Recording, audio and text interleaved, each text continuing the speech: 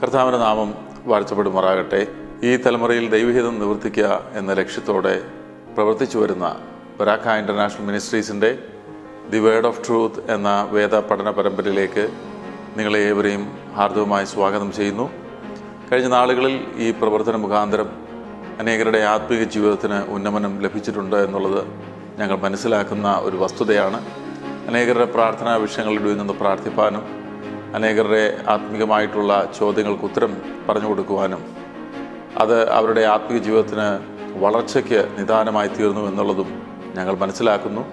തുടർന്നും ഈ പ്രവർത്തനം ദൈവഹിത പ്രകാരം മുന്നോട്ട് കൊണ്ടുപോകാൻ ഞങ്ങൾ കർത്താവിൽ ശരണപ്പെടുന്നു. കഴിഞ്ഞ നാളുകൾ ഈ പ്രവർത്തനത്തെ ഓർത്ത് പ്രാർത്ഥിച്ച എല്ലാ പ്രിയപ്പെട്ടവർക്കും ഞങ്ങൾ നന്ദി പറയുന്നു. ഇന്നും നമുക്ക് വേദ പഠനത്തിലേക്ക് ശ്രദ്ധ തിരിക്കാം. പാസ്റ്റർ ജെയ്സ് ജോസഫ് തുടർന്ന് ദൈവവചനം ശുശ്രൂഷിക്കുന്നതാണ്. കർത്താവിൻ്റെ നാമം വാഴ്ത്തപ്പെടുമാറാകട്ടെ.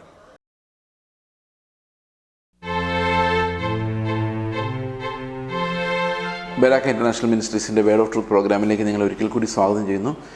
നമ്മൾ കഴിഞ്ഞ ദിവസം കണ്ടത് യേശു കർത്താവും പത്രോസുമായിട്ടുള്ളൊരു കോൺവെർസേഷനാണ്. പത്രോസിൻ്റെ കർത്താവ് ചോദിക്കുന്നു ശിഷ്യന്മാരോട്, നിങ്ങൾ എന്നെ ആരെന്ന് പറയുന്നു? അപ്പം പത്രോസ് പറയുന്നത് ജീവനുള്ള ദൈവത്തിൻ്റെ പുത്രനായ ക്രിസ്തുവാണ്. അപ്പോൾ കർത്താവ് അവരോട് പറയുകയാണ്, ഇത് നിനക്ക് വെളിപ്പെടുത്തുന്ന ജഡരക്തങ്ങളല്ല, സ്വർഗത്തിൻ്റെ പിതാവാണ്. എന്നിട്ട് കർത്താവ് പറയുകയാണ്, ഈ ഒരു അടിസ്ഥാനത്തിന്മേൽ, അതായത് ഈ ഒരു റെവലേഷൻ്റെ മേൽ ഞാൻ എൻ്റെ സഭയെ പണിയും. നിനക്ക് അനേകം ആൾക്കാർ റെവലേഷനിലേക്ക് നയിക്കാൻ, സ്വർഗ്ഗരാജ്യത്തിലേക്ക് കയറ്റി വിടാനുള്ള അധികാരം നിങ്ങൾക്കുണ്ട്. നിങ്ങളുടെ പ്രസംഗം റിജക്റ്റ് ചെയ്യുന്നവർ സ്വർഗ്ഗരാജ്യത്തോടാകുന്നവരായിരിക്കും. അപ്പോൾ ഈ പ്രസംഗത്തിലൂടെ ദൈവരാജ്യത്തിലേക്ക് ആളുകളെ പ്രവേശിപ്പിക്കാനും അവരെ ദൂരെയാക്കി കളയാനുള്ള അധികാരം അപ്പോസ്തലനെ ഏൽപ്പിക്കുകയാണ്. അപ്പം സിംബോളിക്കായിട്ട് പറഞ്ഞു കഴിഞ്ഞാൽ അത് പത്രോസ് പല കാലഘട്ടങ്ങളിലായിട്ട് ഈ താക്കോൽ ഉപയോഗിക്കുന്നത് നമുക്ക് കാണാം. ഇന്ന് നമ്മൾ പ്രസംഗിക്കുമ്പോൾ അത് സ്വർഗ്ഗരാജ്യത്തിൻ്റെ ഒരു താക്കോലായിട്ടാണ് വർക്ക് ചെയ്യുന്നത്. നമ്മൾ എവിടെയെല്ലാം പ്രസംഗിക്കുന്നോ അതെല്ലാം വേറൊരർത്ഥത്തിൽ പറഞ്ഞാൽ ഈ താക്കോലായിട്ട് തന്നെ പ്രവർത്തിക്കുന്നു. അതിനുശേഷം കർത്താവ് പറയുകയാണ്, നിങ്ങൾ സ്വർഗത്തിൽ ഭൂമിയിൽ കെട്ടുന്നതെല്ലാം സ്വർഗത്തിലും കെട്ടപ്പെട്ടിരിക്കും, ഭൂമിയിൽ നിങ്ങൾ അഴിക്കുന്നതെല്ലാം സ്വർഗത്തിൽ അഴിഞ്ഞിരിക്കും. അപ്പോൾ ആൾക്കാർ പലപ്പോഴും ഇതിനെ മിസ്യൂസ് ചെയ്യുന്ന വളരെയധികം കാര്യങ്ങൾ നമ്മുടെ ചുറ്റും കാണാൻ സാധിക്കും. പാസ്റ്റർമാർ അവർ സഭ പണിതിട്ട്, സഭ ഉണ്ടാക്കിയിട്ട് അവിടെ കുറേ ആൾക്കാരെ കൂട്ടിയിരുത്തിയിട്ട് ഇവരെ ഭരിക്കുന്ന കാഴ്ച ഇന്ന് എല്ലാ സ്ഥലങ്ങളിലും കാണാം. അവരെ ഭയപ്പെടണം എന്നൊരു ഉപദേശം കൊടുത്തിട്ട് അവർ ഇൻവിൻസിബിൾ യജമാനന്മാരെ പോലെ. ഞാൻ ഈ നോർത്ത് കൊറിയയിലെ കിങ് ജോങ് ഉന്നിനെ കുറിച്ച് നിങ്ങൾ കേട്ടിട്ടുണ്ടോ എന്ന് എനിക്കറിയത്തില്ല. പുള്ളി വളരെ സ്വന്തം ഇഷ്ടത്താൽ ആ രാജ്യത്ത് നടത്തുന്ന ഒരാളാണ്. അപ്പോൾ നമ്മൾ പുള്ളിയെക്കുറിച്ച് വിചാരിക്കും, എന്തൊരു ക്രൂരനായ മനുഷ്യനാണ് പുള്ളി, ഇങ്ങനെ എല്ലാവരും ഭരിക്കുകയാണ്, അത് ശരിയാണോ എന്നൊക്കെ നമ്മൾ ചോദിക്കും. ഒരു കാരണം ആലോചിക്കുക, ഈ കിമ്മിൻ്റെ ഒരു പ്രശ്നം എന്താണെന്നറിയാമോ? അയാൾ ഇത്തിരി അയഞ്ഞു കൊടുത്ത് ആരെങ്കിലും പുള്ളിയെ തട്ടിക്കളയും. പുള്ളിക്ക് ജീവനിൽ പേടിയുണ്ട്. അതുകൊണ്ട് പുള്ളി ഇങ്ങനെ ചെയ്തേ പറ്റൂ, അല്ലെങ്കിൽ ആ ഒരു രാജ്യം നിലനിൽക്കത്തില്ല. അവർക്ക് അങ്ങനെ രാജ്യത്തെ നിർത്തി കൊണ്ടുപോകാനുള്ള ഒരു സിസ്റ്റമില്ല. അതേ സ്ഥാനത്ത് നമ്മളിൽ പലരും ആ ഒരു പൊസിഷനിൽ കയറി ഇരുന്നാൽ അങ്ങനെ തന്നെ പ്രവർത്തിക്കും. കാരണം ഈ കിമ്മ് മാത്രം ഒരു ദുഷ്ടനെന്ന് പറയാൻ പറ്റില്ല. എല്ലാ മനുഷ്യരുടെയും സഹജ സ്വഭാവം അവനെ വേറൊരാൾ കീഴ്പ്പെടുത്തരുത്, അവന് ഭരിക്കണം, രാജാവായിരിക്കണം, ഈ ഒരു ചിന്താഗതിയാണ് ഉള്ളത്. ഓക്കെ, അപ്പോൾ ഇത് സകല മനുഷ്യർക്കും ഉള്ള ഒരു കാര്യമാണ്. ഈ അപ്രമാദിത്വം, എന്നെ എല്ലാവരും ഞാൻ പറയുന്ന എല്ലാവരും കേൾക്കണം എന്നൊക്കെയുള്ള ഒരു കാഴ്ചപ്പാട്. അപ്പം പല സമയത്തും ഓരോ ചർച്ചുകളും ഒരു ചെറിയ നോർത്ത് കൊറിയ ആയിട്ട് എനിക്ക് തോന്നിയിട്ടുണ്ട്. നിങ്ങൾക്ക് തോന്നിയിട്ടുണ്ടോയെന്ന് അറിയത്തില്ല. ഈ പല പ്രത്യേകിച്ച് ഓരോ വ്യക്തികൾ ഭരിക്കുന്ന ചർച്ചുകളുണ്ട്. ആ ചർച്ചിൽ ഒരു ചർച്ച് ചെന്ന് കഴിഞ്ഞപ്പം പാസ്റ്റർ ഇരിക്കുന്ന ഒരു സിംഹാസനത്തിന്മേലാണ്. ബാക്കിയുള്ളവർക്കെല്ലാം ചെറിയ ചെറിയ ചെയറുകൾ സൈഡിൽ കൊടുത്തിട്ടുണ്ട്. ആ സിംഹാസനത്തിലേക്ക് ആ പാസ്റ്റർ ഇരിക്കുമ്പോഴേക്കും പുള്ളി ഒരു കിങ് ജോങ് ഉന്നല്ല, വേറെ ആരോ ആയി മാറുകയാണ്. ഇങ്ങനെ ഉള്ള ആ പാസ്റ്റർ ആ വേദിയിൽ ഇരുന്നുകൊണ്ട് പറയാണ്, എന്നെ അംഗീകരിക്കാൻ പറ്റാത്തവരെന്ന് സഭയിൽ വരണ്ട. ഇതോടുകൂടി അയാൾ അധികാരിയാണ് പറയാണ്, ഞാൻ കെട്ടുന്നതെല്ലാം സ്വർഗത്തിൽ കെട്ടപ്പെട്ടിരിക്കും. അങ്ങനെ പറയാൻ പറ്റത്തില്ല. കാരണം അങ്ങനെ ഒരു വ്യക്തിയുടെ ഫാൻസി അനുസരിച്ചോ അല്ല ഈ കൽപ്പനകൾ നടപ്പാകുന്നത്. ഞാൻ കഴിഞ്ഞ ദിവസം പറഞ്ഞ പോലെ ഇത് സഭയെ ഏൽപ്പിക്കുന്ന, പാതാള ഗോപുരങ്ങൾ തകർക്കാത്ത സഭയെ ഏൽപ്പിക്കുന്ന ഉത്തരവാദിത്തമാണ്. അതിലൊരു പാസ്റ്ററുടെ ഇഷ്ടം. ഇന്നൊക്കെ സഭയിൽ പാസ്റ്ററോട് സ്നേഹമായിട്ടും കാര്യമില്ല, പാസ്റ്റർ അമ്മയുമായിട്ടും സ്നേഹമായിരിക്കണം. അതല്ലെങ്കിൽ ആ സഭയിൽ കണ്ടിന്യൂ ചെയ്യാൻ പറ്റാത്ത അവസ്ഥയാണ്. കാരണം പാസ്റ്റർമ്മ പറഞ്ഞാൽ മതിയല്ലോ, അയാൾ എനിക്ക് കാണാൻ പറഞ്ഞു കഴിഞ്ഞാൽ. കാരണം ഇന്ന് കുടുംബത്തിൻ്റെ പ്രിസർവൻസാണ് സഭയേക്കാളും വലുതായിട്ട് ശുശ്രൂഷകർ കാണുന്നത്. അവരുടെ ഭാര്യമാർ, മക്കൾ, അവർ സന്തോഷമായിട്ടിരിക്കണം. ഇന്ന് മക്കളെക്കുറിച്ച് പോലും നമ്മൾ സൂക്ഷിച്ച് സംസാരിക്കണം. എന്തെങ്കിലും പ്രശ്നം ഉണ്ടായി കഴിഞ്ഞാൽ പിന്നെ സഭയിൽ നിൽക്കാൻ പറ്റത്തില്ല. അത്രയും കൺട്രോളാണ് ഈ ലീഡേഴ്സ് എക്സർസൈസ് ചെയ്യുന്നത്. പ്രിയ സഹോദരങ്ങളെ, അവർ നിങ്ങളെ പുറത്താക്കി വിചാരിച്ചുകൊണ്ട് നിങ്ങൾ പുറത്താകുന്നൊന്നുമില്ല. അതൊരു സഭ പോലുമല്ല, അത് യേശുക്രിസ്തുവിൻ്റെ ശരീരവുമല്ല, അത് ആ മനുഷ്യൻ്റെ ശരീരമാണ്. ആ മനുഷ്യനാണ് ആ ശരീരത്തിൻ്റെ തല. നിങ്ങൾ ശരിക്കും അറ്റൻഡ് ചെയ്യുന്ന ചർച്ചിൽ ആ ചർച്ചിൻ്റെ തല ആ പാസ്റ്ററാണെന്ന് നിങ്ങൾക്ക് തോന്നിയിട്ടുണ്ടോ? എപ്പോഴെങ്കിലും ഹൃദയത്തിൽ തോന്നിയിട്ടുണ്ടെങ്കിൽ you are in a wrong place. സംശയമില്ലാത്ത കാര്യമാണ്. ക്രിസ്തു എന്ന ഒരു തലയല്ലാതെ വേറൊരു തല അവിടെ ആഘോഷിക്കപ്പെടുന്നതായിട്ട് നിങ്ങൾക്ക് തോന്നുന്നുണ്ടോ? Get out of that place. കാരണം നിങ്ങളുടെ സ്ഥലമല്ല അത്. ആ മനുഷ്യൻ്റെ ശരീരമാണ്. അയാൾക്ക് കെട്ടാനും അധികാരമില്ല, അഴിക്കാനും അധികാരമില്ല. അയാൾ തന്നെ കെട്ടപ്പെട്ട അവസ്ഥയിലായിരിക്കാനാണ് സാധ്യത. അതുകൊണ്ട് ഇതിനെയുള്ള മിസ്യൂസ് ദൈവദാസന്മാരെതിരെ സംസാരിക്കരുത്. ദൈവദാസന്മാർ തെറ്റ് പറഞ്ഞാലും ചൂണ്ടിക്കാണിക്കരുത്.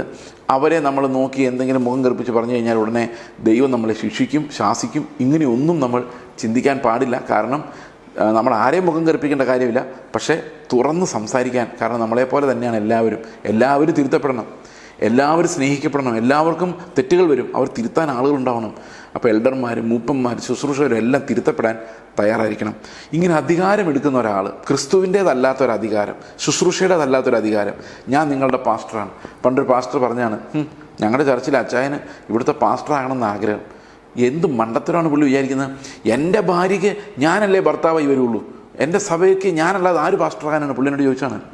എൻ്റെ ഉള്ളം അപ്പം ഭയങ്കരമായിട്ട് വേദനിച്ചു. എനിക്ക് മനസ്സിലായി ഈ സഭ പുള്ളിയുടെ ഭാര്യയെ പോലെയാണ്.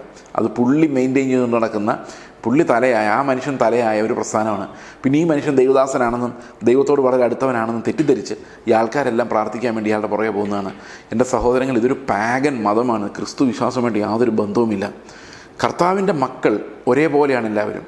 കൃപാവരങ്ങളാണ് ഓരോരുത്തരും വ്യത്യസ്തരാക്കുന്നത്. ഒരാളും വേറൊരാളേക്കാൾ കൂടുതൽ വന്ദിക്കപ്പെടേണ്ട ആളിൽ ലോകത്ത് ആരും അങ്ങനെയില്ല.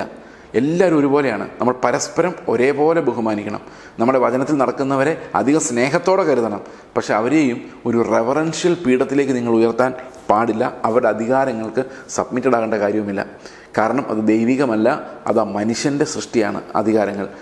ഞാൻ ആലോചിക്കുമായിരുന്നു, പണ്ടൊക്കെ ഞാൻ വിചാരിക്കുമായിരുന്നു, ഈ മനുഷ്യർക്ക് കുറച്ച് ബോധവും ബുദ്ധിയും വിവരമൊക്കെ വന്നു കഴിയുമ്പം ഈ അന്ധവിശ്വാസങ്ങളൊക്കെ പോകും, എന്താ പറയുന്നത്, ഈ പൗരോഹിത്യമൊക്കെ തകർന്നു പോകും. പക്ഷെ ഞാൻ അത്ഭുതത്തോടെ നോക്കിയിരിക്കുകയാണ്. വിവരം കൂടി വരുന്തോറും പൗരോഹിത്യത്തിൻ്റെ പവർ കൂടിക്കൂടി വരികയാണ്. കർത്താവ് എന്ത് പൊളിച്ചു കളഞ്ഞോ അതെല്ലാം നമ്മൾ മനുഷ്യൻ പണിത് വയ്ക്കാം. അപ്പോൾ കർത്താവ് വലിയൊരു റാഡിക്കൽ കാര്യമാണ് പറയുന്നത്. സഭയ്ക്ക് അത്ര വലിയ അധികാരങ്ങളുണ്ട്, പക്ഷെ ക്രിസ്തു അല്ലാതെ വേറെ രാജാവില്ല, ഒരു സഭയിലുമില്ല. എൻ്റെ സഭയിൽ ഞാനൊരു ദാസനും ശുശ്രൂഷകനുമാണ്. എന്നെ ആർക്ക് വേണമെങ്കിലും വഴക്ക് പറയാം, തിരുത്താം. കാരണം എനിക്ക് നിങ്ങളെ ഭരിക്കുന്നതിനേക്കാൾ, അതായത് എൻ്റെ സഹോദരങ്ങളെ ഭരിക്കുന്നതിനേക്കാൾ എത്രയോ നല്ലതാണ് അവരെന്നെ തിരുത്തുന്നത്. നിത്യജീവനെ വെച്ച് നോക്കുമ്പം ആ തിരുത്തപ്പെടുന്ന എത്ര ഭാഗ്യമാണ്. ഓക്കെ, അപ്പോൾ സഭയ്ക്ക് കെട്ടാനും അഴിക്കാനും അധികാരമുണ്ടെന്ന് പറയുമ്പം അത് ഏത് സാഹചര്യത്തിലും ദൈവത്തിന് സഭയ്ക്ക് അത് കഴിയും. അത് ഒരു വ്യക്തിക്ക് അത് കഴിയുകയില്ല. ആ സഭയുടെ അധികാരം ഒരു വ്യക്തി എടുക്കുകയാണെങ്കിൽ അയാൾ ആ സഭയുടെ അധികാരത്തെ എടുത്തു കളയുകയാണ് ചെയ്യുന്നത്. അയാൾക്കും അധികാരങ്ങളൊന്നും ലഭിക്കുകയുമില്ല. ഓക്കെ, അപ്പോൾ ഒരാളെ നിങ്ങൾ ഭയപ്പെടേണ്ട കാര്യമില്ല. ക്രിസ്തുവിലേക്ക് വളരാൻ നിങ്ങൾക്ക് പറ്റുന്നില്ലെങ്കിൽ നിങ്ങൾക്ക് ആ സഭയിൽ ഇരുന്നത് കൊണ്ടും കാര്യമില്ല. ഓക്കെ, ഉടനെ എന്ത് സംഭവിക്കുന്നു? ഒരു വെളിപ്പാട് കിട്ടിയ ആളുടെ ദുരന്ത കഥ. അടുത്ത വാക്യം 21 വാക്യത്തിൽ യേശു പറയാണ്, താൻ യെരുശലേമിൽ ചെന്നിട്ട് മൂപ്പന്മാർ, മഹാപുരോഹിതന്മാർ, ശാസ്ത്രിമാർ എന്നിവരാൽ പലതും സഹിച്ച് കൊല്ലപ്പെടുകയും 3-ാം നാൾ ഉയർത്തെഴുന്നേൽക്കുകയും വേണ്ടതാണെന്ന് ശിഷ്യന്മാരോട് പ്രസ്താവിച്ചു തുടങ്ങി. അപ്പം ഈ ഒരു വെളിപ്പാട് ശിഷ്യന്മാർക്ക് കിട്ടിയപ്പോൾ തൊട്ട് കർത്താവ് മരണത്തെക്കുറിച്ച് പ്രസ്താവിക്കാൻ തുടങ്ങി. നമ്മൾ ഇത്രയും നേരം കേട്ടിടത്തൊന്നും മരണത്തെക്കുറിച്ചുള്ള പ്രസ്താവനകൾ നമ്മൾ അങ്ങനെ കണ്ടില്ല. ആ പുതിയ സ്പിരിച്വാലിറ്റി അല്ലെങ്കിൽ പുതിയ രീതിയിലുള്ള പ്രാർത്ഥന, ഫാസ്റ്റിങ്, ഇങ്ങനെയുള്ള കാര്യങ്ങളൊക്കെ നമ്മൾ കേട്ടത്. പത്രോസിൻ്റെ ഈ പ്രസ്താവനയോട് കൂടി, അതായത് നീ ദൈവപുത്രനായ ക്രിസ്തു എന്നുള്ള പ്രസ്താവനയോട് കൂടി യേശു ക്രിസ്തുവിൻ്റെ ടീച്ചിങ്ങിൽ വലിയൊരു വ്യത്യാസം വരുന്നുണ്ട്. ആ വ്യത്യാസം എന്താണെന്ന് വെച്ച് കഴിഞ്ഞാൽ, സഭയുടെ ആദ്യത്തെ കല്ല് കർത്താവ് സ്ഥാപിച്ചു കഴിഞ്ഞു എന്നുള്ളതാണ്. അത് പത്രോസായിരുന്നു. അതായത് ഈ ഒരു വെളിപ്പാട് അടുത്ത വാക്യത്തിൽ ഇങ്ങനെ പറയുന്നത്, പിന്നെ താൻ ക്രിസ്തു ആകുന്നു ആരോടും പറയാതിരിപ്പാൻ ശിഷ്യന്മാരോട് കൽപ്പിച്ചു. അതായത് ഈ സഭ തുടങ്ങുന്ന സമയത്ത് ദൈവത്തിൻ്റെ റെവലേഷനിലൂടെ ക്രിസ്തു ആണെന്ന് അടയാളങ്ങൾ നോക്കി, അല്ലെങ്കിൽ കർത്താവിൻ്റെ വെളിപ്പാടിനെ മാത്രം ആശ്രയിച്ച ആളുകൾ മനസ്സിലാക്കണം, പറഞ്ഞ് വിശ്വസിപ്പിക്കേണ്ട സമയമായിട്ടില്ല. കർത്താവ് പറയാണ്, ഇത് പറഞ്ഞ് വിശ്വസിപ്പിക്കേണ്ട ഒരു കാര്യമല്ല, അതുകൊണ്ട് നിങ്ങൾ പറയണ്ട, ആരോടും പറയാതിരിക്കാൻ കർത്താവ് കൽപ്പിച്ചു. എന്നിട്ട് അന്നു മുതൽ യേശു താൻ യെരുശലേമിൽ ചെന്നിട്ട് മൂപ്പന്മാർ, മഹാപുരോഹിതന്മാർ, ശാസ്ത്രിമാർ എന്നിവരാൽ പലതും സഹിച്ച് കൊല്ലപ്പെടുകയും 3-ാം നാൾ ഉയർത്തെഴുന്നേൽക്കുകയും വേണ്ടതാണ് എന്ന് ശിഷ്യന്മാരോട് പ്രസ്താവിച്ചു തുടങ്ങി. അപ്പം അന്നു മുതലാണ് കർത്താവ് ക്രൂശ് മരണത്തിലേക്ക് ഫോക്കസ് ചെയ്യുന്നതായിട്ട് നമ്മൾ കാണുന്ന ടീച്ചിങ്സിനകത്ത്. അതിൻ്റെ കാരണം സഭയെ പണിയുവാൻ അതായിരുന്നു ഫൗണ്ടേഷൻ. അതായത് ഈ കർത്താവിൻ്റെ കൺഫെഷൻ, കർത്താവിനെ കുറിച്ചുള്ള കൺഫെഷൻ, പത്രോസ് നടത്തിയ കൺഫെഷൻ, നീ ജീവനുള്ള ദൈവത്തിൻ്റെ പുത്രനായ ക്രിസ്തു. ഈ ക്രിസ്തുവിലേക്ക് നോക്കുന്നവരെല്ലാം രക്ഷപ്പെടണം. ക്രിസ്തുവിനെ ക്രിസ്തുവിൻ്റെ വെളിപ്പാട് ലഭിക്കുന്നവരെല്ലാം രക്ഷപ്പെടണം. അപ്പോൾ ക്രിസ്തു നമുക്കായി നൽകപ്പെടണം, ക്രൂശിൽ അവൻ മരിക്കണം, നമുക്ക് പകരം യാഗമായി, നമുക്ക് വേണ്ടിയുള്ളൊരു യാഗമായി മാറണം. അപ്പോൾ ഇങ്ങനെ കർത്താവ് അന്നു മുതൽ ഈ വരാനിരിക്കുന്ന യാഗത്തെക്കുറിച്ച് പറഞ്ഞു തുടങ്ങി. അപ്പോൾ നിങ്ങൾ മനസ്സിലാക്കേണ്ട ഒരു കാര്യം, ഈ പത്രോസ് ഇത്രയും നേരവും യേശു കർത്താവിൻ്റെ ടീച്ചിങ്സ്, പുതിയ സ്പിരിച്വാലിറ്റി, സാധാരണക്കാരുടെ ഒരു സ്പിരിച്വാലിറ്റി, ആർക്ക് വേണമെങ്കിലും കർത്താവിൻ്റെ അടുത്ത് ചെല്ലാവുന്ന ഓപ്പൺ ആയിട്ടുള്ള ആ സ്പിരിച്വൽ യാത്രയിൽ ഇത്രയും നേരവും പത്രോസ് കർത്താവിൻ്റെ കൂടെ നടന്നു. അപ്പോൾ ഈ ഒരു വെളിപ്പാടും കൂടെ എൻ്റെ കൂടെ കിട്ടിയപ്പോൾ പത്രോസ് വളരെ സന്തോഷിച്ചു. പക്ഷേ ഈ വെളിപ്പാടിൻ്റെ അർത്ഥം എന്താണ് എന്നുള്ള കാര്യം പത്രോസിന് അപ്പോഴും മനസ്സിലായിട്ടില്ല. ഈ വെളിപ്പാട് എന്തിനാണ് ഇത്രയും വലിയൊരു വെളിപ്പാട്, കർത്താവ് ഇത്ര സന്തോഷത്തോടെ കൺഗ്രാജുലേറ്റ് ചെയ്ത വെളിപ്പാടിൻ്റെ ഉദ്ദേശം എന്തായിരുന്നു നോക്കിക്കഴിഞ്ഞാൽ അത് സഭയുടെ സ്ഥാപനമാണ്. ആ സഭയുടെ സ്ഥാപനം ഈസ് എ പെയിൻഫുൾ തിങ്. ഇത് കർത്താവിന് മാത്രമല്ല, ഈ സഭയുടെ അപ്പോസ്തലന്മാരായി നിയമിക്കപ്പെട്ട എല്ലാവരും കൊടിയ കഷ്ടങ്ങളിലൂടെ കടന്നു പോകും. അത് ഒരു വലിയ പ്രോസസ്സ്, ഈ ലോകത്തെ മുഴുവൻ മറിക്കുന്ന ഒരു പ്രോസസ്സ് അവിടെ ആരംഭിക്കുകയാണ്. അതായത് സഭയുടെ സ്ഥാപനം, establishment of the church of the Lord, ഇത് അവിടെ തുടങ്ങുകയാണ്. ഇപ്പോൾ കർത്താവ് പറയാണ്, എൻ്റെ മരണത്തെക്കുറിച്ച് പുനരുത്ഥാനത്തെക്കുറിച്ചും ആണ് ഇനി ഞാൻ സംസാരിക്കുന്നത്. ഇത് പത്രോസിന് സഹിക്കാൻ പറ്റിയില്ല. കാരണം പുള്ളി വെളിപ്പാട് പറഞ്ഞ പുറകെയാണ് ഈ മാറ്റം ഉണ്ടാകുന്നത്. അപ്പോൾ പത്രോസ് ഉടനെ കർത്താവിനെ വിളിച്ച് മാറ്റി നിർത്തി പറഞ്ഞു, വെളിപ്പാടുള്ള ഒരുത്തനാണ് പറയുന്നത്, നിനക്കിതൊരിക്കലും ഭവിക്കരുത്. അപ്പം ആ വെളിപ്പാടുള്ളവർക്ക് അതിൻ്റെ ഒരു ഗമയുണ്ടല്ലോ. ഒരു വെളിപ്പാടെങ്ങാനും കിട്ടിക്കഴിഞ്ഞാൽ അവരുടെ വിചാരം ലോകം മുഴുവൻ അവർക്കറിയാവുന്ന. ചില ആൾക്കാർ പറയുന്നത്, എന്നോട് പറയാതെ ദൈവം ഒന്നും ചെയ്യത്തില്ലെന്നാണ്. ദൈവം നമ്മളുടെ എന്തോ പറയുന്നത്, കുറച്ച് കാര്യങ്ങൾ മാത്രമേ നമുക്ക് വെളിപ്പെടുത്തി തരുന്നുള്ളൂ. ചില ആൾക്കാർ പറയുന്നുണ്ട്, എന്നോട് പറയാതെ ദൈവം ഒന്നും ചെയ്യത്തില്ല. അങ്ങനെയൊന്നുമില്ല. ദൈവം വളരെ കുറച്ചാണ് നമുക്ക് വെളിപ്പെടുത്തി തരുന്നത്. നമുക്ക് ആത്മീക ജീവിതത്തിന് ആവശ്യമുള്ള കാര്യങ്ങൾ നമ്മളോട് ദൈവം പറയുന്നുണ്ട്, അതിലൊന്നും മാറ്റം വരുത്തുന്നില്ല. അത് വചനത്തിലൂടെ അല്ലാതെ ദൈവം നമ്മളോട് സംസാരിക്കുന്നുണ്ട്. അല്ല, നമ്മളോട് പറയാതെ ദൈവം ഒന്നും ചെയ്യില്ല എന്ന് നമുക്ക് ഒരിക്കലും പറയാൻ സാധിക്കില്ല. അപ്പോൾ പത്രോസ് കർത്താവിനെ വേറിട്ട് കൊണ്ടുപോയി ശാസിച്ചുകൊണ്ട് പറയാണ്, കർത്താവെ, ഞാൻ വെളിപ്പാടുള്ള ഒരാളെന്നുള്ള നിലയിൽ നിന്നോട് പറയുകയാണ്. ഞാൻ പഴയ ആളല്ല, പണ്ടത്തെ പോലെ മീൻ പിടിച്ചുകൊണ്ടിരുന്ന ആളല്ലല്ലോ. ഇപ്പോൾ എനിക്ക് സ്വർഗത്തിൽ നിന്നുള്ള വെളിപ്പാടൊക്കെ ഉള്ള ഒരു പുതിയ ആളാണ്. ഞാൻ നിന്നോട് പറയുകയാണ്, നിനക്കൊരിക്കലും ഇങ്ങനെ സംഭവിക്കരുത്. ഇത് നിങ്ങൾ കേട്ടിട്ടുണ്ടോ? പലപ്പോഴും കേട്ടിട്ടുണ്ടോ? നിങ്ങൾ എന്തെങ്കിലും പ്രശ്നങ്ങളായിട്ട് വരുമ്പോൾ സമാധാനത്തോടെ ഇരിക്കുമായിരിക്കും. നിങ്ങളുടെ അടുത്ത് ആൾക്കാർ പറയും, നിനക്കിങ്ങനെ സംഭവിച്ചുകൂടാ, ഇത് പോരാട്ടമാണ്, ഇത് ശാപമാണ്, ഇത് ദൈവം തന്നതല്ല, ഈ കഷ്ടത നീ അനുഭവിക്കേണ്ടതല്ല എന്ന് പറഞ്ഞു കഴിയുമ്പോൾ അത് നമ്മൾ എപ്പോഴും കേൾക്കുന്നതാണ്. ഈ അന്ന് കർത്താവ് കേട്ട അതേ പിന്തിരിപ്പൻ ശബ്ദങ്ങൾ, മനുഷ്യ ശബ്ദങ്ങൾ ഇന്നും നമ്മൾ കേൾക്കുന്നതാണ്. നമ്മൾ വയ്യാത്ത ഒരാളുടെ അടുത്ത് നിന്ന്, അവർ കർത്താവ് വരുമ്പോൾ പോകാമെന്നുള്ള പ്രത്യാശയോടെ കാത്തിരിക്കുന്ന ഒരാളുടെ അടുത്ത് നിന്ന്, നിങ്ങൾ എഴുന്നേക്ക് കർത്താവിൻ്റെ നാമത്തിൽ എന്ന് പറഞ്ഞവർ എഴുന്നേൽപ്പിക്കുകയാണെങ്കിൽ ഓക്കെ, അത് ദൈവത്തിൻ്റെ കൃപാവരമാണ്. എന്നാൽ പ്രാർത്ഥിക്കാം, ഇപ്പോൾ വിടുതൽ വരും എന്ന് പറഞ്ഞ് പ്രാർത്ഥിപ്പിച്ചിട്ട് കുറേ പ്രാർത്ഥിച്ചിട്ട് ഒന്നും സാധിക്കാതെ വരുമ്പോൾ അത് നിങ്ങളുടെ ബന്ധനമാണ്, പോരാട്ടമാണ് എന്നും പറഞ്ഞ് അവരെ നിരുത്സാഹപ്പെടുത്തി ടയേർഡാക്കി അവർക്ക് ശരീരത്തിലുള്ള പ്രത്യാശയും പോയി, ശരീരത്തിലുള്ള ആശയം മോഹം ഇല്ല ഓൾറെഡി, പിന്നെ ആകെയുള്ളത് പ്രത്യാശയാണ്. അതും ഈ ശാപത്തിൻ്റെ പേരിൽ തകർത്ത് കളയുന്ന ഒരു കൂട്ടം ആൾക്കാർ ഇന്നും ഇതേ രീതിയിലുള്ള ഉപദേഷ്ടാക്കന്മാർ. നിനക്ക് ക്രൂശ് വരരുത്, നിനക്ക് കഷ്ടങ്ങൾ വരരുത്, നിനക്ക് വരുന്നതെല്ലാം ശാപമാണ്, അത് മാറ്റാൻ എൻ്റെ അടുത്തേക്ക് വാ. ഈ ഒരു ടീച്ചിങ്, ഇതൊരു പൈശാചികമായ ടീച്ചിങ്ങാണ്. അതുകൊണ്ടാണ് കർത്താവ് അവനെ സാത്താനെന്ന് വിളിക്കുന്നത്. എന്തുകൊണ്ടാണ് സാത്താനെന്ന് വിളിക്കുന്നത്? ഇത്രയും വെളിപ്പാട് കിട്ടിയ ഒരാൾ എങ്ങനെയാണ് സാത്താനായി മാറുന്നത്? സഹോദരങ്ങളെ, പത്രോസ് സാത്താനായി മാറി എന്നല്ല അതിൻ്റെ അർത്ഥം. പത്രോസിന് ഒരു സാത്താനാകാനുള്ള പൊട്ടൻഷ്യലുണ്ട്. അതായത് പത്രോസ് എന്താണ് സാത്താൻ? സാത്താൻ എന്ന് പറയുന്ന എതിരാളിയാണ്. ദൈവത്തിൻ്റെ പദ്ധതികൾക്ക് എതിരെ നിൽക്കുന്ന ആ കൗണ്ടർ ഫോഴ്സാണ് സാത്താൻ എന്ന് പറയുന്നത്. അപ്പോൾ പത്രോസ് ഇപ്പോൾ ദൈവത്തിൻ്റെ പദ്ധതികൾക്ക് എതിരെ നിൽക്കുന്ന ഒരാളാണ്, എതിരാളിയാണ്. അയാൾ എന്താ പറയുന്നത്? നിനക്കിതൊരിക്കലും ഭവിക്കരുത്. അപ്പോൾ കർത്താവ് പറയാണ്, എന്നെ അത് ഒത്തിരി അത്ഭുതപ്പെടുത്തിയിട്ടുള്ളൊരു വാക്യമാണ്, സാത്താനെ നീ വിട്ടുപോ, നീ എനിക്ക് ഇടർച്ചയാകുന്നു, നീ എനിക്കൊരു സ്റ്റംബ്ലിംഗ് ബ്ലോക്കാണ്, നിൻ്റെ സ്നേഹം ഭയങ്കര ഒരു ഇടർച്ചക്കല്ലാണ്, നീ എന്നെ നിൻ്റെ സ്നേഹം കൊണ്ട് ഇല്ലാതാക്കാൻ ശ്രമിക്കുകയാണ്, എനിക്കിതൊരു ഇടർച്ചക്കല്ലാണ്. അടുത്ത വാക്യം നോക്കി, നീ ദൈവത്തിൻ്റേതല്ല. അത്രയൊക്കെയാണ്. കാരണം സാത്താൻ ഒരിക്കലും ദൈവത്തിൻ്റെ കാര്യമല്ലല്ലോ ചിന്തിക്കുന്നത്. അടുത്ത വാക്യം എന്താ പറയുന്നത്? മനുഷ്യരുടേത് എത്ര കരുതുന്നത്. അപ്പം പത്രോസിനെ മനുഷ്യ എന്ന് വിളിച്ചാൽ പോരായിരുന്നു? മനുഷ്യ, നീ മനുഷ്യർക്കുള്ളതാണ് കരുതുന്നത് എന്ന് പറഞ്ഞാൽ പോരായിരുന്നു? ദൈവത്തിനുള്ളത് കരുതുന്ന ദൈവപുത്രന്മാരും മനുഷ്യർക്കുള്ളത് കരുതുന്ന മനുഷ്യപുത്രന്മാരും അല്ലേ? അല്ല. ദൈവത്തിനുള്ളത് കരുതുന്നത് ദൈവത്തിൻ്റെ മക്കളും മനുഷ്യർക്കുള്ളത് കരുതുന്നത് സാത്താനുമാണെന്ന്. അതൊരു സ്കെയറി ആയിട്ടുള്ള കാര്യം. നിങ്ങൾ വായിച്ചു നോക്കിയാൽ വാക്യം ഒന്നുകൂടെ, നിങ്ങൾക്ക് സംശയമുണ്ടെങ്കിൽ. മത്തായിയുടെ സുവിശേഷം 16:23.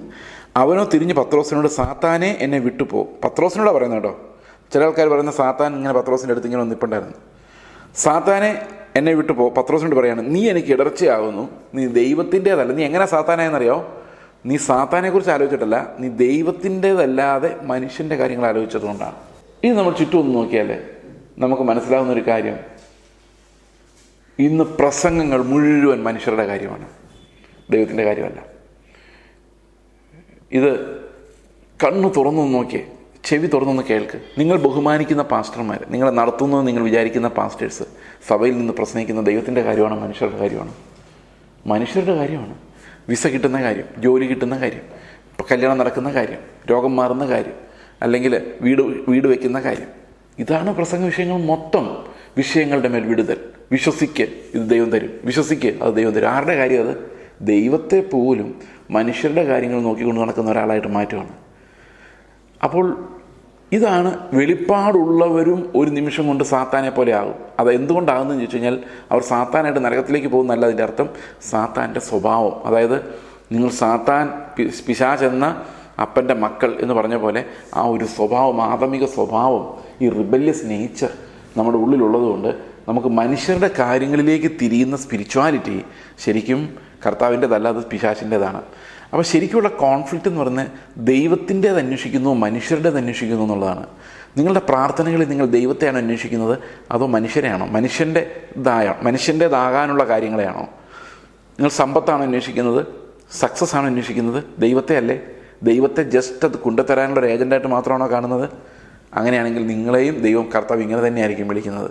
പ്രിയ സഹോദരങ്ങളെ, അപ്പം നിങ്ങൾ എന്നോട് ചോദിക്കുമായിരിക്കും, അപ്പം നമ്മൾ ഈ ആവശ്യങ്ങൾക്ക് വേണ്ടി പ്രാർത്ഥിക്കണ്ടേ, നമ്മുടെ കാര്യങ്ങൾ നടക്കണ്ടേ? അതുതന്നെയല്ലേ കർത്താവ് ആദ്യം നമ്മുടെ മത്തായിയുടെ സുവിശേഷത്തിൽ തന്നെ വായിച്ചത്. നിങ്ങൾ അത് നോക്കണ്ട, നിങ്ങൾ ദൈവരാജ്യത്തിൻ്റെ നീതി അന്വേഷിച്ചോ, നിങ്ങൾക്ക് വേണ്ടത് ഞാൻ കരുതിക്കൊള്ളാം. അതെന്തുകൊണ്ടാണ് കരുതുന്നത്? നിങ്ങൾ ഉപജീവന ചിന്തകളിൽ കരുതി ഇറങ്ങി തുടങ്ങിയാൽ നിങ്ങൾ അതിനുവേണ്ടി മാത്രമേ പ്രാർത്ഥിക്കുകയുള്ളൂ. അതിനുവേണ്ടി മാത്രം പ്രാർത്ഥിച്ചു കഴിഞ്ഞാൽ നിങ്ങൾക്കൊരിക്കലും ക്രിസ്തുവിൻ്റെ ആ ഒരു ധനത്തിലേക്ക് പ്രവേശിക്കാൻ സാധിക്കില്ല. അപ്പോൾ കർത്താവ് പറയാണ്, നിങ്ങൾ ഈ പണിയിലോട്ട് വരല്ലേ, നിങ്ങൾ ആകുലപ്പെടരുത്, നിങ്ങൾ നാളെക്കുറിച്ച് ചിന്തിക്കരുത്. അങ്ങനെ ചിന്തിച്ചു കഴിഞ്ഞാൽ നിങ്ങൾ കർത്താവിനെ പ്രസാദിപ്പിക്കാനോ കർത്താവിനെ അന്വേഷിക്കാനോ സാധിക്കുകയില്ല. അപ്പം നമ്മുടെ ശുശ്രൂഷകർ എന്നിട്ട് പറയും, നാളെ നിനക്ക് വിടുതൽ വെച്ചിരിക്കുവാണ്, നിനക്ക് കഷ്ടങ്ങളുടെ ആകുലചിന്ത ഉണ്ടാക്കി തരിക, ദൈവം നിന്നെ വിടുവിച്ചിട്ടുണ്ട്, നിനക്ക് വലിയൊരു അഭിവൃദ്ധി ഉണ്ടാകാൻ പോവാണ് എന്ന് പറഞ്ഞു കഴിയുമ്പോഴേക്കും നമ്മുടെ ചിന്തകൾ നാളെക്കുറിച്ചായി. നമ്മൾ കർത്താവിൽ നിന്ന് വിട്ടു, പത്യോപദേശത്തിൽ നിന്ന് വിട്ടു. ഇതിനെയാണ് സാത്താനെ എന്ന് കർത്താവ് വിളിക്കുന്നത്. ക്രൂശ് ഒഴിവാക്കി മുങ്ങാനുള്ള പരിപാടിയാണ് ശരിക്കും സാത്താൻ്റെ പരിപാടി. അത് മനുഷ്യർക്കുള്ളതാണ്. മനുഷ്യർക്ക് വേദന ഇഷ്ടമില്ല, കഷ്ടത ഇഷ്ടമില്ല, അവർക്കെല്ലാം താലത്തിൽ വേണം. ഞാൻ കഴിഞ്ഞ ദിവസം ഒരു മനുഷ്യനോട് സംസാരിച്ചപ്പോൾ ഞാൻ പറഞ്ഞ കാര്യമാണ്, ഈ പാസ്റ്റർമാർ പറയുന്ന വാഗ്ദത്തങ്ങളെല്ലാം നിറവേറിയായിരുന്നു. നിങ്ങൾ സാമാന്യ ബുദ്ധിയോടെ ചിന്തിച്ച് നോക്ക്, ഈ കേരളത്തിലെ ഏറ്റവും പണക്കാർ പെന്തക്കോസ്തുകാരായിരുന്നേനെ. കാരണം എന്തുമാത്രം വിടുതൽ നടക്കേണ്ടതാണ്. നമ്മളും സാധാരണ മനുഷ്യരെ പോലെ പോലും ഇല്ല. സമ്പത്തിൻ്റെ കാര്യം നോക്കിക്കഴിഞ്ഞാൽ എത്രയോ മുതലാളിമാർ വെളിയിലുണ്ട്. എന്താ ഈ ദൈവത്തിൻ്റെ കയ്യിലെല്ലാം ഇരിക്കുന്നത്, ഇപ്പം തരും എന്ന് പറഞ്ഞിട്ട് ഇതിനെക്കുറിച്ച് ഒന്നും ചിന്തിക്കാൻ നടക്കുന്ന മനുഷ്യരുടെ അത്രയും പോലും സമ്പത്ത് ക്രിസ്ത്യാനികളിൽ ഇല്ലാത്തത് എന്തുകൊണ്ടാണ്? രോഗം വരുമ്പം ക്യാൻസർ ആയാലും കോവിഡ് ആയാലും അവിടെ എത്ര % മരിക്കുന്നു, അതുപോലെ തന്നെ ഇവിടെ മരിക്കുന്നുണ്ടല്ലോ, ഇല്ലേ? അപ്പം പെന്തക്കോസ്തുകാരുടെ ഇടയിൽ മരണനിരക്ക് കുറവ് വല്ലതും ഉണ്ടോ? ഇത്ര പേർ കുറച്ചാണോ മരിക്കുന്നത്? അല്ല. അതെല്ലാം ഒരു ദേശത്ത് ഒരുപോലെയാണ്. കാരണം ഈ പ്രാർത്ഥനകൾ മുഴുവൻ എങ്ങനെയാണ് ഫലം ചെയ്യുന്നത്? അവൻ്റെ വിശുദ്ധന്മാരെ ക്രിസ്തുവിൽ തികഞ്ഞവരാക്കാൻ വേണ്ടിയാണ് ഫലം ചെയ്യുന്നത്. അല്ലാതെ ഈ ലോകത്ത് ഒരു എക്സ്റ്റൻഷൻ കിട്ടാൻ വേണ്ടി അല്ല പണി ചെയ്യുന്നത്. അപ്പോൾ നമുക്ക് പ്രാർത്ഥിച്ചുകൂടെയെന്ന് വെച്ചാൽ പ്രാർത്ഥിക്കാം, പക്ഷേ ദൈവത്തിൻ്റെ രാജ്യത്തിൻ്റെ മഹത്വത്തിൻ്റെ തീരുമാനങ്ങളുടെ കീഴിലാണ് ആ പ്രാർത്ഥനകൾ വരുന്നത്. അപ്പോൾ ദൈവത്തിൻ്റെ കാര്യം അന്വേഷിക്കുന്ന പ്രാർത്ഥനകളും മനുഷ്യൻ്റെ കാര്യം അന്വേഷിക്കുന്ന പ്രാർത്ഥനകളും തമ്മിലുള്ള വ്യത്യാസം നമ്മൾ മനസ്സിലാക്കണം. നമുക്ക് ഏത് വേദനയും കർത്താവിൻ്റെ അടുത്ത് പറയാം, പക്ഷേ അൾട്ടിമേറ്റ്ലി ദൈവത്തിൻ്റെ ഹിതം അതാണ് നമ്മുടെ എല്ലാം മുകളിൽ വ്യാപരിക്കേണ്ടത്, വാഴേണ്ടത്. അടുത്ത വാക്യത്തിൽ നമ്മളിങ്ങനെ കാണുന്നു, പിന്നെ യേശു ശിഷ്യന്മാരോട് പറഞ്ഞത്, ഒരുത്തൻ എൻ്റെ പിന്നാലെ വരുവാൻ ഇച്ഛിച്ചാൽ തന്നെത്താൻ ത്യജിച്ച് തൻ്റെ ക്രൂശ് എടുത്ത് എന്നെ അനുഗമിക്കട്ടെ. ആരെങ്കിലും തൻ്റെ ജീവനെ രക്ഷിപ്പാൻ ഇച്ഛിച്ചാൽ അതിനെ കളയും, എൻ്റെ നിമിത്തം ആരെങ്കിലും തൻ്റെ ജീവനെ കളഞ്ഞാൽ അതിനെ കണ്ടെത്തും. അപ്പോൾ ശരിക്കും പറഞ്ഞു കഴിഞ്ഞാൽ ഈ ലോകത്തിൽ നമുക്ക് ഏത് ജീവനെ നഷ്ടപ്പെടുത്താനാണ് പറയുന്നറിയോ? ഈ നമ്മൾ പോയി മരിക്കാനല്ല, തൻ്റെ ജീവനെ എന്ന് പറയുന്നത്. ഇപ്പം നമ്മൾ ജീവിച്ചു പോകുന്നൊരു സാമാന്യ ജീവിതമുണ്ട്. ആ ജീവിതത്തെ ഉപേക്ഷിച്ചിട്ട് ക്രിസ്തു ജീവിക്കുമായിരുന്ന ജീവിതത്തെ നമുക്ക് ലഭിക്കും. അപ്പോൾ നമ്മൾ ജീവിച്ച് നശിച്ചു പോകുമായിരുന്ന ആ ജീവനെ നമ്മൾ വിട്ട് കളയുമ്പോൾ ക്രിസ്തു ജീവിച്ച് തേജസ്സിലേക്ക് പോകുമായിരുന്ന ആ ജീവിതം വിശ്വാസത്താൽ നമുക്ക് ജീവിക്കാൻ ലഭിക്കും. നമ്മൾ ആ ജീവിതം ജീവിക്കണമെങ്കിൽ മറ്റേ ജീവിതം ജീവിക്കരുത്. അതായത് ക്രിസ്തുവിനെ പോലെ ആകാൻ ആഗ്രഹിക്കുന്നവർക്ക് സാത്താനെ പോലെ ചിന്തിക്കാൻ, മനുഷ്യരെ പോലെ ചിന്തിക്കാൻ കഴിയില്ല എന്നാണ് കർത്താവ് പറയുന്നത്. അപ്പോൾ അടുത്ത ദിവസം പറയുകയാണ്, ഒരു മനുഷ്യൻ സർവ്വലോകവും നേടിയിട്ടും തൻ്റെ ജീവനെ നഷ്ടപ്പെടുത്തിയാൽ അവൻ എന്ത് പ്രയോജനം? ചില ആൾക്കാർ ഇത് ആത്മാവെന്ന് പറയുന്നുണ്ട്. ആത്മാവിനെ നഷ്ടപ്പെടുന്ന കാര്യമല്ല, ജീവനെ നഷ്ടപ്പെടുന്ന കാര്യമാണ്. എന്താണ് അർത്ഥം? നമ്മൾ ഈ ലോകത്തുള്ള മുഴുവൻ സംഭവങ്ങളും നേടി, പക്ഷെ ജീവിക്കാൻ ഞാനില്ല, ഞാൻ തട്ടിപ്പോയി, എൻ്റെ ലൈഫ് പോയി. ഒരു ധനവാനായ മനുഷ്യൻ എനിക്ക് ഈ പ്രാവശ്യം നല്ല വിളവുണ്ട്, ഞാൻ നല്ല ബാണൊക്കെ പണിത് അതിനകത്ത് ഇതെല്ലാം സൂക്ഷിച്ച് വെക്കും എന്ന് പറഞ്ഞു കഴിഞ്ഞപ്പം കർത്താവിനോട് ചോദിക്കുകയാണ്, മൂടാ, ഈ രാത്രി നിൻ്റെ ജീവൻ എടുത്താൽ നീ തട്ടിപ്പോയാൽ ഈ സമ്പാദിച്ചാൽ എന്താവും? അതിന് കാരണം ഈ ലോകത്ത് നമ്മൾ സമ്പാദിച്ച് വയ്ക്കുന്നൊന്നും ആത്മാവിനെ സംബന്ധിക്കുന്നില്ല, ജീവനെ സംബന്ധിക്കുന്നതാണ്. ജീവൻ എടുത്തു മാറ്റപ്പെട്ടാൽ ഈ സമ്പാദിച്ചതിനൊന്നും യാതൊരു വിലയില്ല. മുഴുവൻ ലോകവും നേടിക്കഴിഞ്ഞാൽ ജീവനില്ലെങ്കിൽ പിന്നെ എന്ത് കാര്യം? ചത്തുപോയാൽ എന്താണ് പ്രയോജനം? അപ്പോൾ ചത്തുപോയാൽ പ്രയോജനമില്ലാത്ത ബഹുവിധ കാര്യങ്ങളിലേക്ക് നോക്കുന്നവർ സാത്താന് തുല്യമാണ് എന്ന് കർത്താവ് പറയുന്നത്. അതുകൊണ്ടാണ് കർത്താവ് പത്രോസിനെ ശാസിക്കുന്നത്. ഇന്നത്തെ ആത്മീയത വെച്ച് നോക്കിക്കഴിഞ്ഞാൽ, ഇന്നത്തെ പ്രസംഗങ്ങൾ അല്ലെങ്കിൽ ഇന്നത്തെ സഭകൾ നോക്കുന്ന ആ ഒരു നോട്ടം മുഴുവൻ ലോകത്തിലേക്കാണ്. ഇന്ന് നമ്മൾ കുറ്റം പറയും, ലോകത്തെ പോലെ ഈ സഭ വിശ്വ കഷ്ടമായി പോയി. പക്ഷേ അവരുടെ പ്രാർത്ഥനകൾ അങ്ങനെ ആയിരുന്നല്ലോ, ലോകത്തെ പോലെ ആക്കണമെന്നായിരുന്നല്ലോ, ലോകത്തിലെ നന്മകളും നേട്ടങ്ങളൊക്കെ സമ്പാദിക്കാൻ വേണ്ടിയായിരുന്നല്ലോ അവരുടെ പദ്ധതികളും പ്ലാനുകളും എല്ലാം. ഓക്കെ, അടുത്ത വാക്യം ചോദിക്കുകയാണ്, അല്ല, തൻ്റെ ജീവനെ വീണ്ടും കൊള്ളുവാൻ മനുഷ്യന് എന്തു മറുവില കൊടുക്കും? നിങ്ങളുടെ കയ്യിലുള്ള സകല സമ്പത്തും എടുത്ത് ചിലവാക്കിയാലും നിങ്ങൾ മരിക്കുന്ന സമയത്ത് ആ ജീവനെ പിടിച്ചു നിർത്താൻ നിങ്ങൾക്ക് പറ്റത്തില്ല. അത് ഇന്നല്ലെങ്കിൽ നാളെ പോയിരിക്കും. അതിനെ തടയാൻ എത്ര ഹോസ്പിറ്റലിൽ കിടന്നാലും പോകേണ്ട സമയമാകുമ്പം ഇത് പോയിരിക്കും. അതിനെ തടഞ്ഞു നിർത്താനോ മറുവിലയായി കൊടുക്കാനോ ഇത് ഒഴിവാക്കുവാനോ ആരെ കൊണ്ടും സാധിക്കുകയില്ല. 27 വാക്യം, മനുഷ്യപുത്രൻ തൻ്റെ പിതാവിൻ്റെ മഹത്വത്തിൽ അവൻ്റെ ദൂതന്മാരുമായി വരും. അപ്പോൾ അവൻ ഓരോരുത്തരും അവനവൻ്റെ പ്രവൃത്തിക്ക് തക്കവണ്ണം പകരം ചെയ്യും. അപ്പോൾ ഈ ജീവനെ നഷ്ടപ്പെടുത്തി, ഇവിടെ കർത്താവ് പറയുന്നത്, നമ്മൾ സ്വാഭാവികമായി ജീവിക്കുമായിരുന്ന ആ ജീവനെ നഷ്ടപ്പെടുത്തിയിട്ട് ക്രിസ്തുവിൻ്റെ ജീവനെ കണ്ടെത്തുന്ന ആ ജീവൻ നമ്മൾ കണ്ടെത്തി കഴിയുമ്പോൾ മരണം ആസ്വദിക്കേണ്ട ആവശ്യമില്ലാതെ വരികയാണ്. നമുക്ക് പിന്നെ മരണം എന്ന് പറഞ്ഞൊരു സാധനമില്ല. 28 വാക്യത്തിൽ പറയണം, മനുഷ്യപുത്രൻ തൻ്റെ രാജ്യത്തിൽ വരുന്നത് കാണുവോളം മരണം ആസ്വദിക്കാത്തവർ ചിലർ ഈ നിൽക്കുന്നവരിലുണ്ട് എന്ന് ഞാൻ സത്യമായിട്ട് നിങ്ങളോട് പറയുന്നു. പറഞ്ഞു കഴിഞ്ഞാൽ ഈ ജീവനെ നമ്മൾ നഷ്ടപ്പെടുത്തിയാൽ മാത്രമേ ആ ജീവനെ കണ്ടെത്താൻ പറ്റുള്ളൂ. ക്രൂശിനെ ഭയപ്പെട്ട് കഴിഞ്ഞാൽ ആ നിലനിൽക്കുന്ന നിത്യജീവൻ കണ്ടെത്താൻ പറ്റുകയില്ല. മരണത്തെ ജയിക്കുന്ന ജീവൻ കാണാൻ പറ്റത്തില്ല. മരണം നമ്മൾ ആസ്വദിക്കേണ്ടി വരും ഇവിടെ. പക്ഷേ നിങ്ങൾ ക്രിസ്തുവിലായാൽ നിങ്ങൾക്ക് മരണം എന്നൊരു സാധനമില്ല.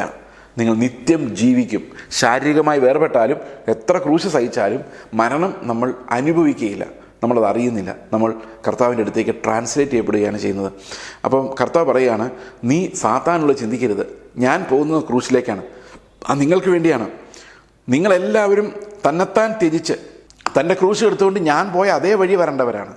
അതേ വഴി നിങ്ങൾ കടന്നു വരുമ്പം നിങ്ങൾക്കും ഈ നിത്യമായ ജീവൻ, മരണം ആസ്വദിക്കേണ്ടാത്ത ഒരു ജീവൻ, കർത്താവ് വരുന്നതുവരെയും മരണം എന്തെന്നറിയാൻ വയ്യാത്ത ആളുകളായിട്ട് നിങ്ങൾ ഇരിക്കും എന്നുള്ളതാണ് കർത്താവ് പറയുന്നത്. അപ്പം 27 വാക്യത്തിൽ പറയുന്നു, മനുഷ്യപുത്രൻ തൻ്റെ പിതാവിൻ്റെ മഹത്വത്തിൽ തൻ്റെ ദൂതന്മാരുമായി വരും.